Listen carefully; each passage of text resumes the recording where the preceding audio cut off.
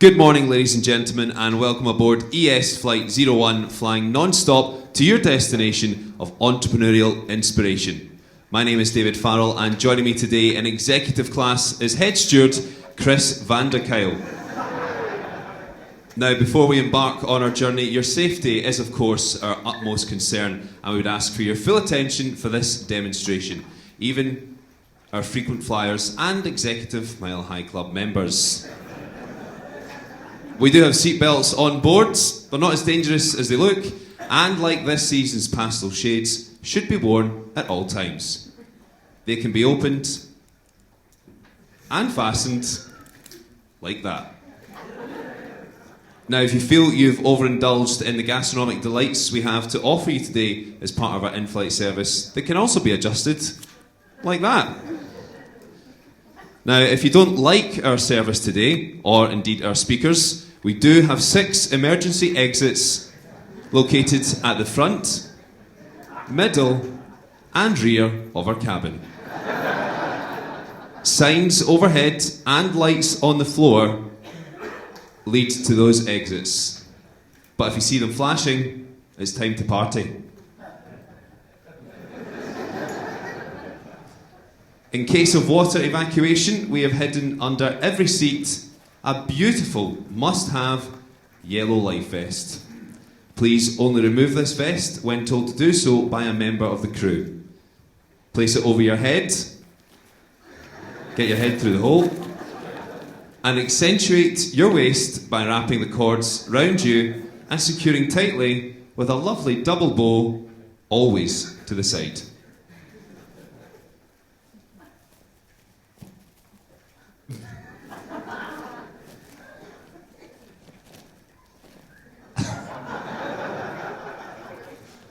The plane's now sunk. Do not inflate the vest until outside the aircraft, and this can be done by pulling on the red tab or blowing into the tube.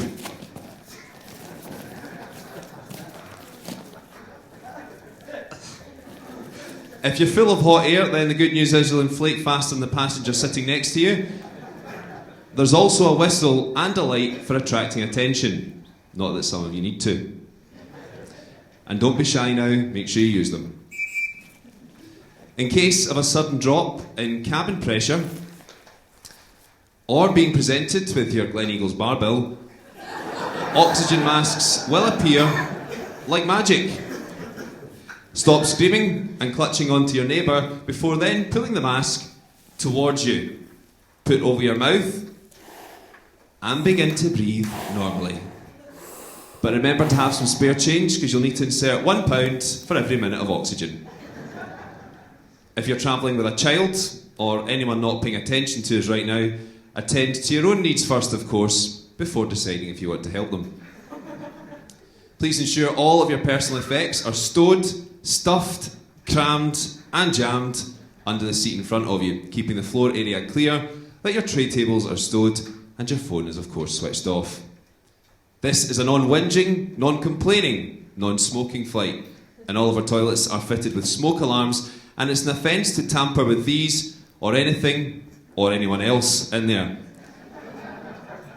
If you are using the toilets, our advice is to do what you need to do and just get out. They're far too small for anything else. So sit back, relax, or sit up all tight and twisted. The choice is entirely yours. We're scheduled for a leisurely 8-hour journey, gate to gate. Welcome aboard.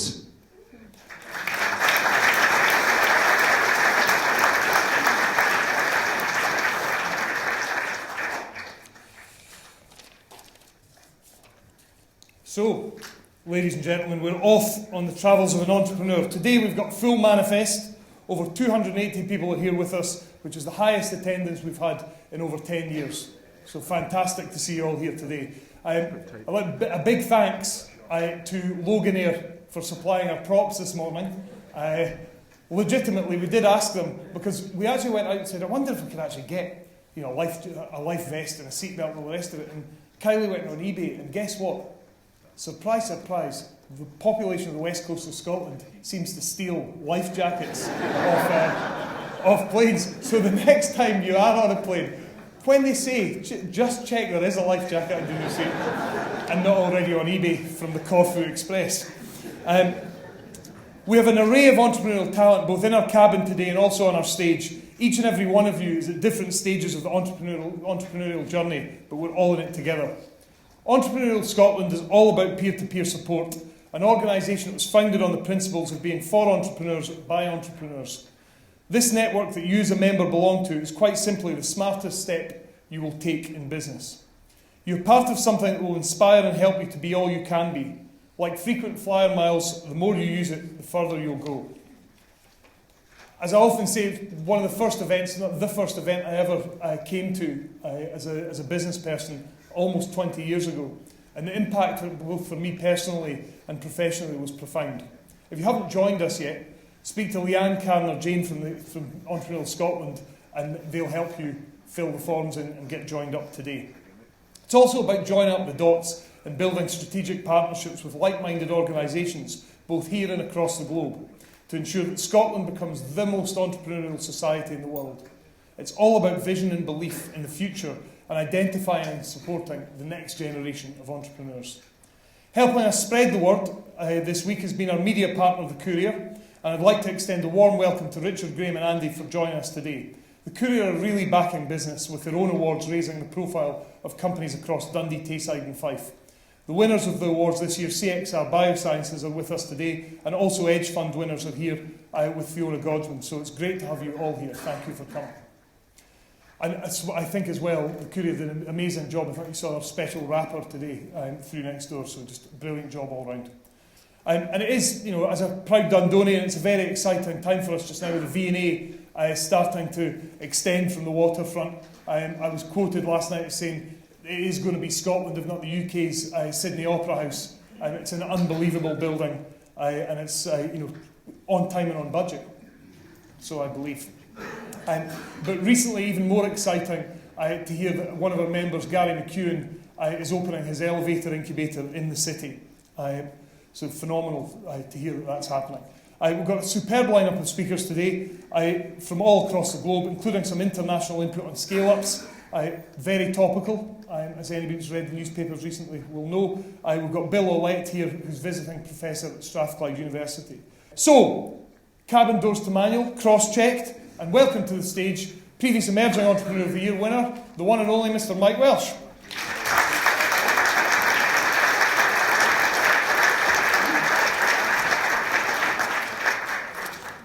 I think I might take the train after that. Do you recognise these seats, by the way? These are like BA 757 from about 1985. Like a Russian fighter jet from the 1920s. Well, I think I actually drooled on this seat here one day on the way back the road.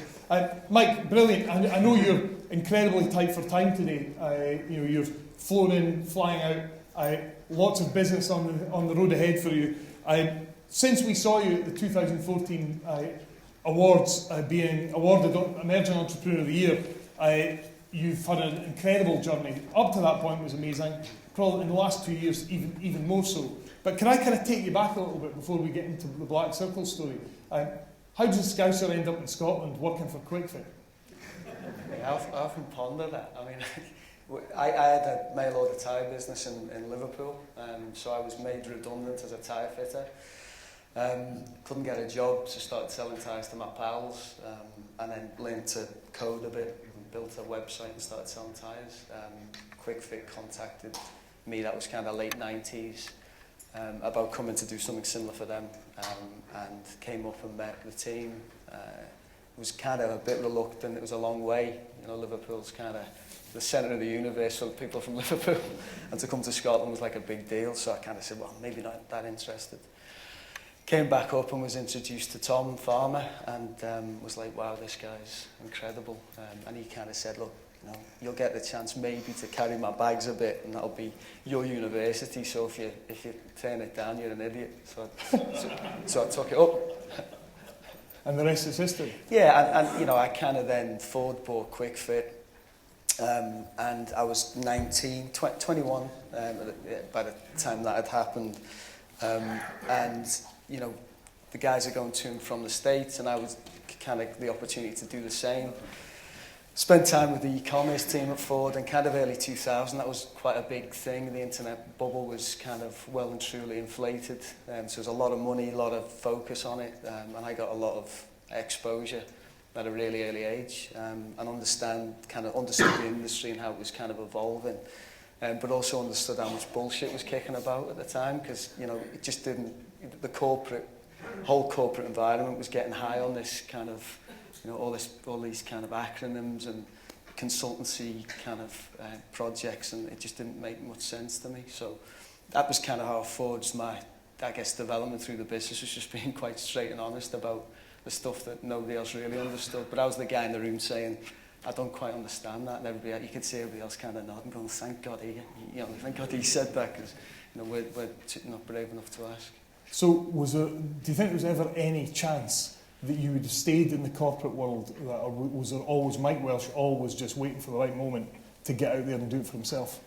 I mean, I didn't know. I was there to learn, so I didn't see it as a job or a career. I was there to kind of absorb what was going on and take the opportunity for that to be my university, so to speak. So I didn't really know it was ahead. The Ford machine had kind of taken over Consume Quick Fit. Tom and the guys had gone, and it was becoming a absolute kind of corporate environment, and for me it just wasn't right. So I just knew in my gut that I needed to get out and kind of, it was like an itch, that I needed to scratch. So got out and with a month's salary and went to see Scottish Enterprise. That's how I ended up with an office in the Borders, because it was free. I like to tell people in the Borders it was because I did an economic study, and the Borders is the outstanding winner, but it was because it was free. But they're great people as well. So I went to the Borders and 3 months free office space and a month's salary, and started. That's how I've got Black Signal's got great kind of negative working capital, because we didn't have a bank, so we had to create cash up front, pay suppliers later, play garages later, so kind of build up a bank of money and grew the business from there. So when you started that out, I mean, there wasn't really a kind of virtual online tyre world. You were it. You kind of invented the market. Yeah. How were they? Because it's big supply chain stuff that you're getting into there.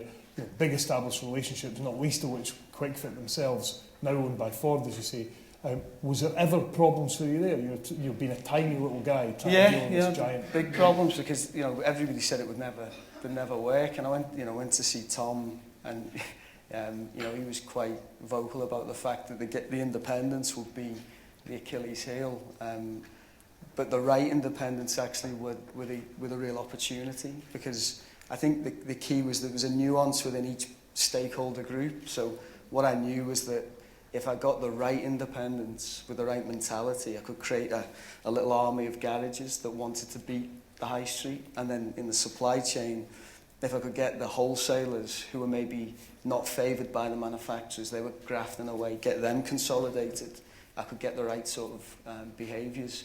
And it was actually it was a difference between picking this guy as a supplier and another guy who looks exactly the same from the outside, but then understanding their relationships with their suppliers. So remind us what year that was you really kicked off Black Circles? 2003. So 2003, right? So 13 years ago, there was no Airbnb, there was no Uber, there was no concept of businesses who partnered with, almost not particularly trusted third parties, but third parties, and used service reference and things like that as the way forward. That's the model. You were out there long before anybody else, and it's become the norm. We all accept it today. You all accept that you book through a brand, but you actually get somebody, a bedroom in somebody's, house in San Francisco. Yeah. And you can see now with Airbnb is a great example of it. There's all sorts of crap PR about horror stories. The vast majority of people, when you turn up, they run it as a business. They're very slick about, understanding it's a little micro business that you're involved.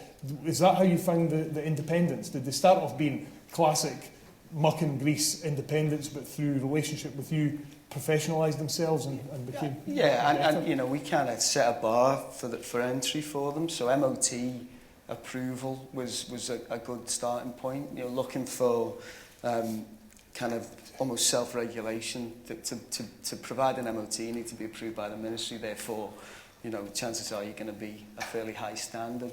These guys were losing business to the fast fits, but they would do the MOT. But the problem was when the tyre needed replaced, they would go down to the road to Quick Fit or ATS or National Tyres, where they'd be offered a half-price MOT once the tyre had been fitted. So they were just hemorrhaging business and hemorrhaging customers. So they needed the ability to fight back and kind of, you know, by taking the worry of sourcing the product from their hands and giving them a distribution channel and a kind of a big brother in that part of their marketplace, they were able to fight back. So in terms of that journey, so 2003, you know, an over 10-year journey to where we sit today. This was not a, right, there's my business plan, let's go. It's 30% quarter on quarter from here to eternity. This was, you're finding the business model, things work, things don't work, before you can really turn the gas up. Can you talk a bit about the lump and bump stage? You know, what went wrong, where did you have to change it, and what was ultimately the critical thing that changed, that got it in a groove to ultimate success? Yeah, I think that the reason we ended up with this agile network approach was because I didn't have any money to buy anything, and I kind of knew the barriers to entry were the economies of scale that the big guys had, and it's cartel-like, you know, in terms of the way that they all operate. I mean, they really skirt the borders of, you know, what is legal and what isn't, because they're all, you know, there's a finite amount of distribution for a finite amount of big brands. So to break into that, you really need to come with some serious volume, or you need to come with a cost base that's really agile and bring customers. And you know, the currency in what we did was that we had growth and we had customers, and that turns even the biggest cynic's head in the supply chain, because everybody's greedy for growth. So we're able to at the outset to bring a model that could scale without having a high capital intensity was really important. And then fundamentally to invest in customer growth, so to acquire customers at as low a cost as possible, convert them, and then to retain them was really, really important. And probably over time, that was just habitual. And then it was interesting, kind of as the business got bigger, and we managed to get a seat at the table in terms of suppliers, in particular.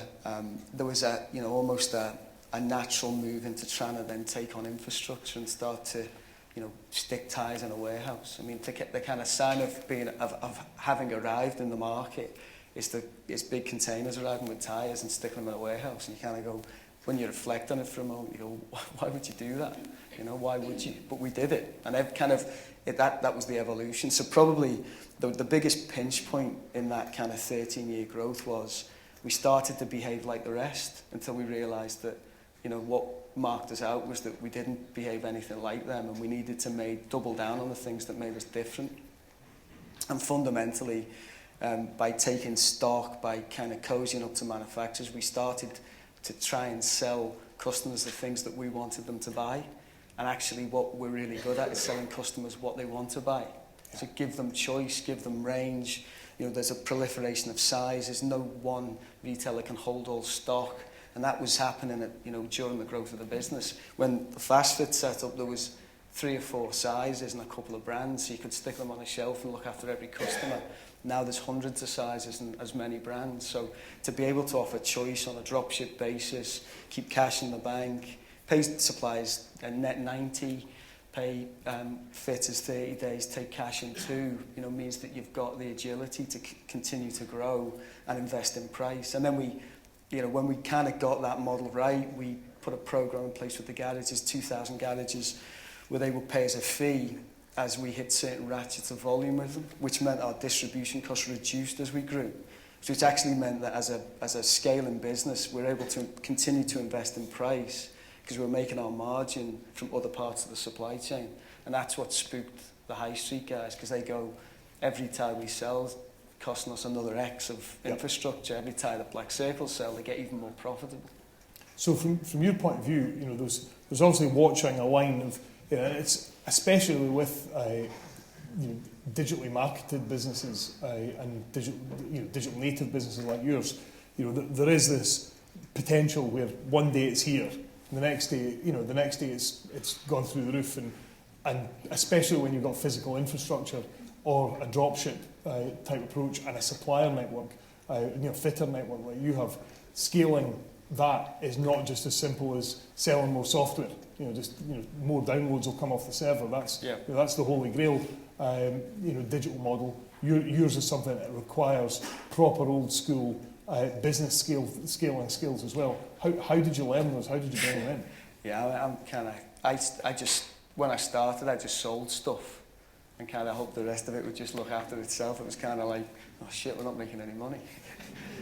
So I just brought in people to support me. So Graham Bissett joined early as a chairman. So Graham was your chairman, but he was the CEO of QuickFit, wasn't he? Group Finance Director at QuickFit. So I kind of approached him. We raised a little bit of money from a small group that included him. Because, the numbers bit was just not my, it was just not my thing. I mean, kind of mathematics is kind of just, I got an E, resat my GCSEs and managed to get an F. I mean, it was just... Honestly, I must have worked 10 times as hard to get that F. It's just a night. But actually, what Graham taught me was that understanding and owning the numbers in the business is a completely different set of skills. And I'm completely obsessed with the KPIs, and nobody knows my numbers better than I know them. So just getting underneath the numbers and understanding the relationship between, our business, cost per acquisition, conversion, retention, all of these kind of things. We've just got a formula now that we apply, and we just crank the wheel.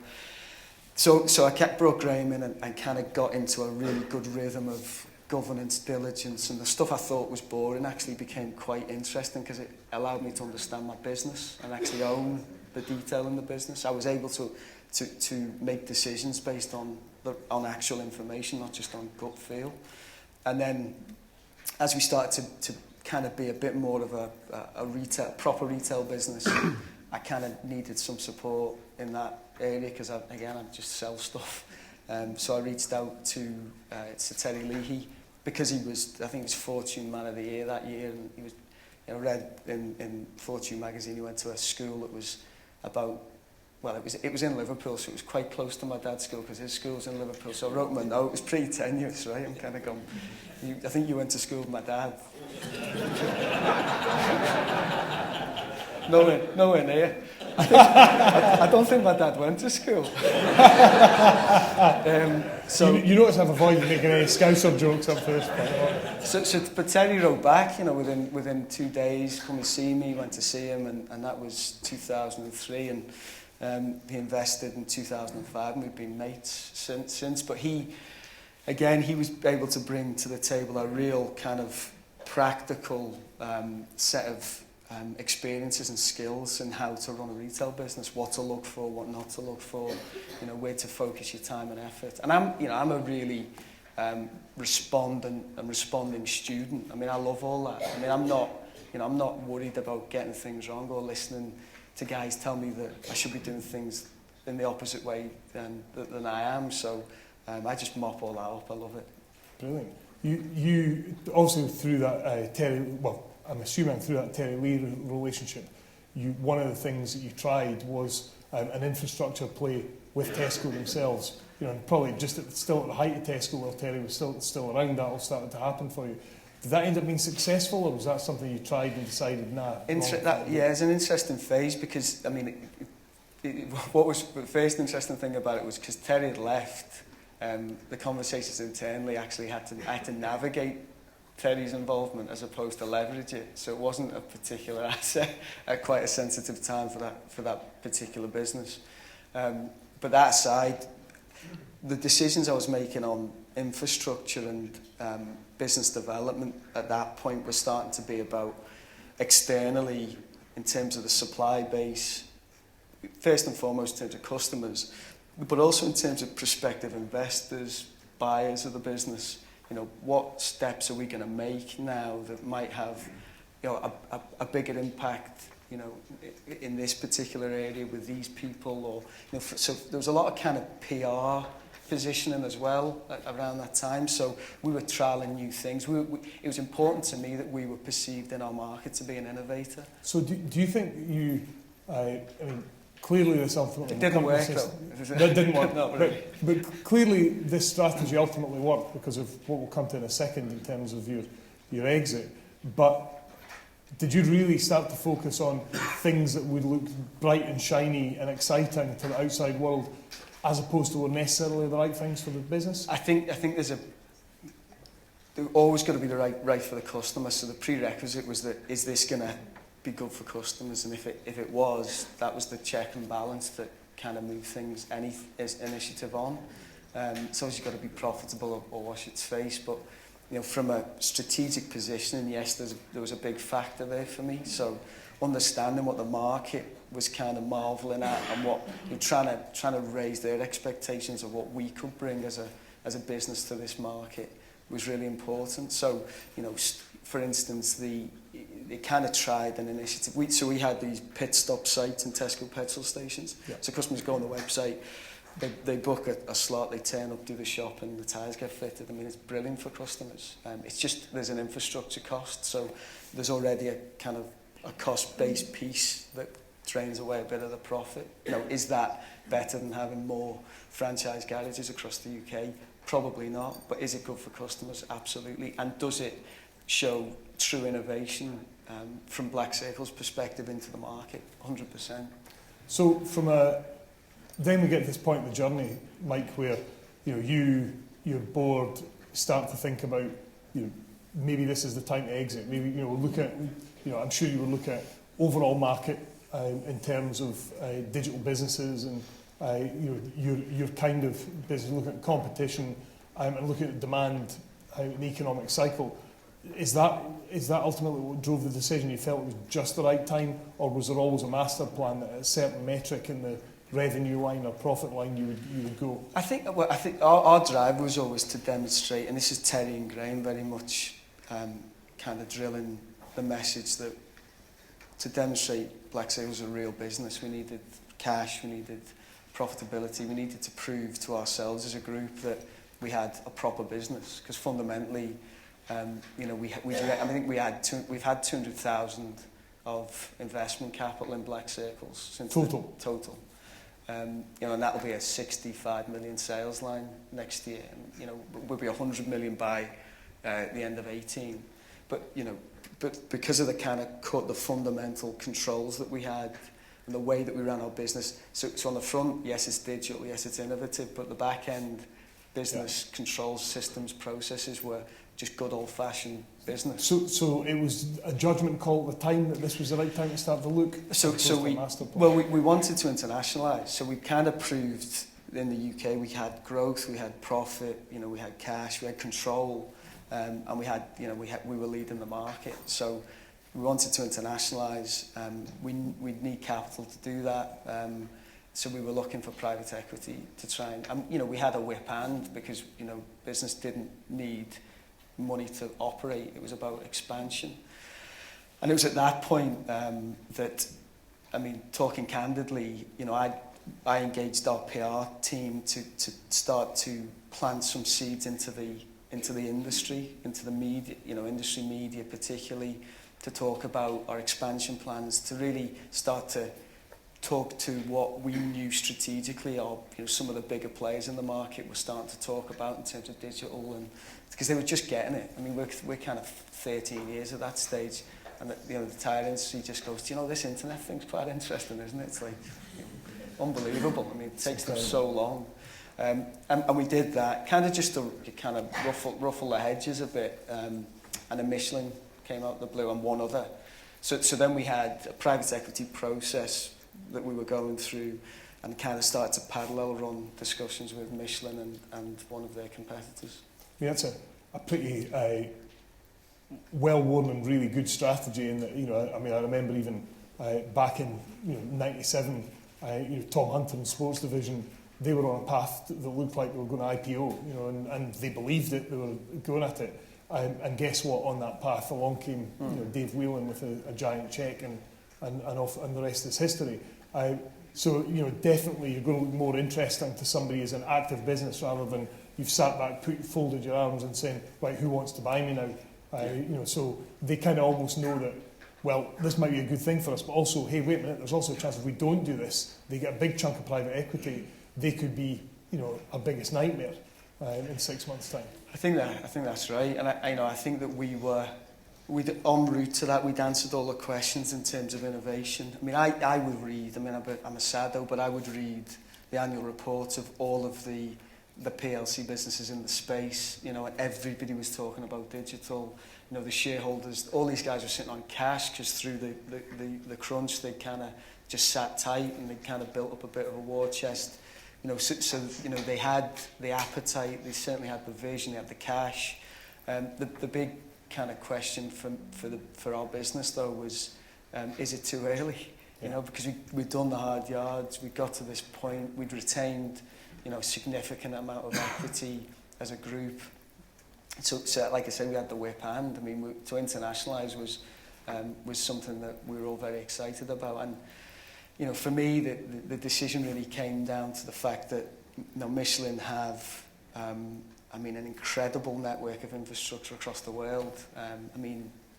Beyond my initial kind of understanding of it, my imagination. So the ability for them to go and deploy black circles in new countries and to harness relationships with customers. So they've got, despondent retail customers in different markets who need another reason to engage with Michelin, and they have wholesale customers who are, not particularly loyal. You go and take those two stakeholder groups and stick black circles over the top of them. You're engaging consumers, you're utilising the distribution networks of your retail customers, and you're putting volume through your wholesale partners. So, unlike a lot of entrepreneurs I know, you're a year post-acquisition now? Yeah, I'm still here. And not only are you still there, but you're actually talking, not corporate speak, but talking black circle strategy. It feels like you're quite excited about it now. I'm sure, and certain details of the deal are out there, I'm sure there was good performance metrics for you guys to incentivise you to hang around and be there. But it really does seem like they didn't buy it to stick Michelin corporate execs in and screw it up. They bought it because they think you're a great team. Well, it might help if I give a bit of insight on how we got to that point. So during the deal, we were very. I mean, we've got a 3-year plan to the end of next year, and we've got very experienced guys on our side of the table. So what they didn't anticipate was that we'd bring Terry Leahy, Graham Bissett, Kevin McDonald, Dixon Minto, who's one of my first investors, to the table to engage with their firm, their legal representatives.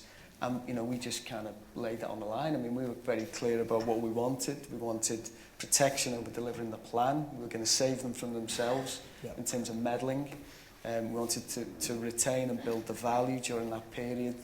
And we were very open that we understood that there would be clash points during that, because they've got hundreds of thousands of members of staff who will either love or hate black circles for reasons relative to their own relationships with customers and with the marketplace. So we managed to protect the value by retaining Graham and Terry within the board structure to a certain extent. And then, the delivery of, for me, we were able, so for me to deliver the value against the plan, we needed to effectively, retain our independence. So practically, which we've been able to do.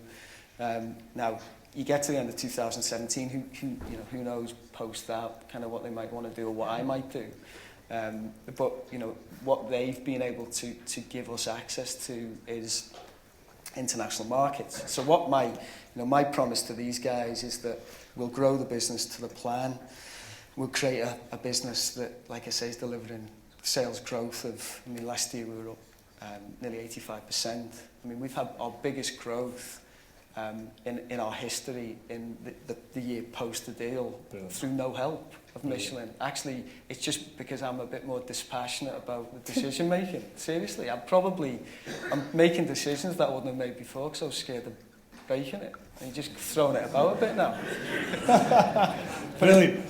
With 5 minutes or so to go in the session, I'm now going to see if people want to push their call bells, virtually of course, and see if there are any questions out of the audience. We've got some roving mics. David, can you see who you can find for me? Yep, if anyone's got a question, if you just want to put your hand up, we'll come over to you. And if you can stand up, give us your name and obviously the company that you're from as well, that'd be great. But honestly, don't all rush at once with a question this morning. If you get any questions, just put your hand up. Thank you very much, sir.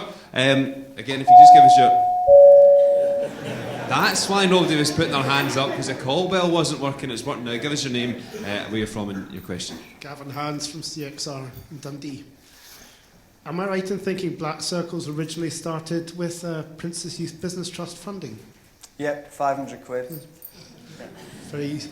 So, sorry, 200,000 and 500 quid. Was PSYBT a great starting point for a young person? Yeah, my first business before QuickFit was Princess Trust in Liverpool. So it was brilliant because it was kind of no questions asked money, which, you know, and they kind of did a Dragon's Den type thing. That was back in 2000, before it got on the telly, that kind of approach. And, you know, it was really, really excellent. I think as well the kind of focus on giving people a chance who ordinarily wouldn't get one, which was certainly the case in Liverpool for me, you know, was a blessing, because there's no way I would have got a start any other way. Mm-hmm. Thank you. Thank you.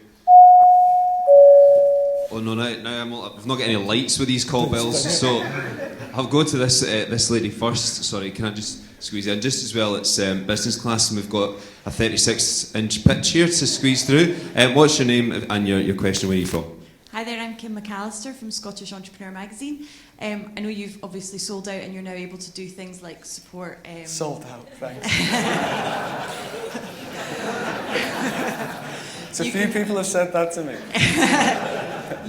I don't mean sold out yourself, sold your business, which now allows you to do things, and I know that you've made some investments recently. What's been the best thing that you've been able to do now? The problem is kind of just getting excited and doing stuff, because it just felt there's no time to do stuff. You know, the amount of stuff I'd like to be doing. But you know, I've invested in I'm trying to do in fashion now what I've done in...